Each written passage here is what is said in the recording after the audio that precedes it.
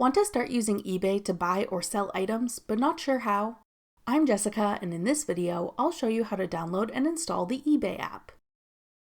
Note that this video will demonstrate on iPhone, but written instructions for both Android and iOS will be listed in the description box. Now let's get started. To download eBay, first open the App Store. Go to the Search tab. Then type in eBay at the top. Tap eBay when it appears in the search results. Then tap Get. If prompted, use Face ID or enter your password to confirm that you want to download the app.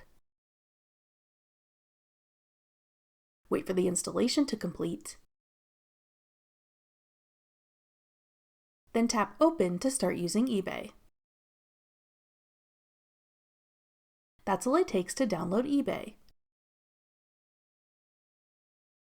Want to try out other shopping apps? Check out this tutorial next. Click the video on your screen now to watch. Thanks for watching. If you found this video helpful, we'd love it if you'd hit the like button below and subscribe to our channel. We put out great new tech tutorials like this one every day.